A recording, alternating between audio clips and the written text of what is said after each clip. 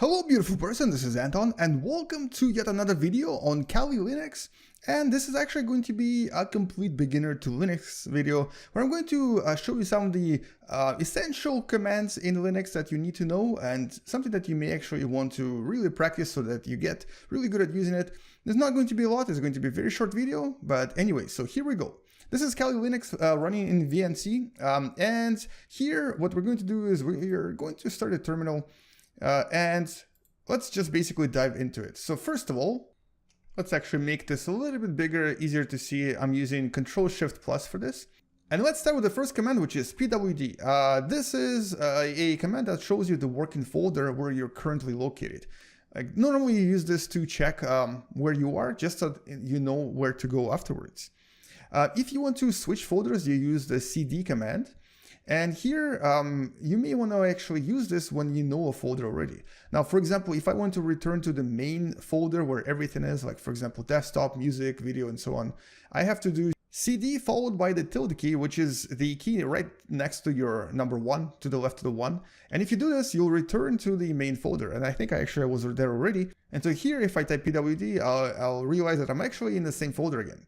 Now, let's say you want to switch folders. You can actually return to the parent folder or the folder above by typing cd and 2 dots. If I type this, I'm now going to be in a new folder, which is just the root folder. Root folder is basically just this part, just the slash part. So now if I want to return back to my original home folder, I just have to type cd and a tilde, and here we are back to the home folder. Now let's say you want to find out what files we have here, and you also want to clear this screen so it's not so messy. We're going to type clear and then type ls, which is the list, to find out what folders and documents we have in this particular location. And so here, if you actually want to go inside your desktop folder, like for example, if you have some sort of file there, you have to type cd desktop, and this is case sensitive. So if I actually type it this way, if I type it in small letters, I'm not going to be able to find it. It is case sensitive, so my desktop, I believe, is empty, but this is how you would do it, cd desktop. Now, if you want to return cd 2 dots, and you'll return back to the parent folder, where if you do the list, you can now find other folders to go to. Now, if I actually do cd and start typing the word, so here, capital M, and now I press tab, it will auto-complete it for me, so I don't actually have to type everything manually. So for example, that longer version right here, I don't have to type the whole thing. I just have to type the first few letters, and there you go. Crack attack scripts. And that's what we have inside those scripts. Anyway, so that's the cd and list commands. Oh, and by the way, if you actually want to find out what other commands we have underneath list, you can actually type ls, and -- help will bring up all of the information about a certain command. So here we can actually use additional flags, and there's quite a lot of different flags you can actually use to display other information. So for example, ls -l will give you the entire information of the entire folder with pretty much everything here, including things like size of the file and when it was created, and also what sort of permissions it has under this particular username. But that's not really that important right now. The important part is that ls will always just list the files and links in this location. Let's clear this again and go to the next command. That will allow us to create files and also to create folders. Now let's go to desktop, do it there.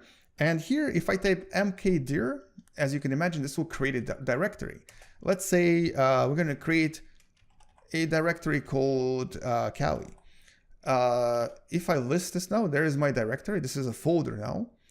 And you can now go inside this directory and create a file, like for example, text file. The way that you create text files in Kali Linux, or really any Linux, is by using your favorite text editor. So for example, here you can use something called Nano, which is a text editor, to create a file. And let's say this is going to be an address.txt file that we can then use to create various addresses inside. If I click enter, it will bring up my nano, and now here I can actually start typing information, and this can be anything you want. And then if we press Ctrl X and Y to save this, we now have this file called address.txt, and we can actually see the inside of this file by using the cat command. if I cat this, I can now see the inside of this file without actually opening it up. Let's say we don't need this file anymore and we want to remove this. The command for removing is rm. So if we do rm address, it will remove the file, and so now there will be nothing left. Now let's remove the folder as well. Remove this folder because we don't need this anymore. We're going to do rmdir, or a remove directory, and we're going to type rmdir Kali to completely erase this folder. Here's the thing though, you can't really erase this folder if it already has files in it. So what do we do in this case? Well, let me actually show you how to erase folders if there's files in it or if you just want to wipe the whole thing. So right now there's a folder called Kali and it has a file inside.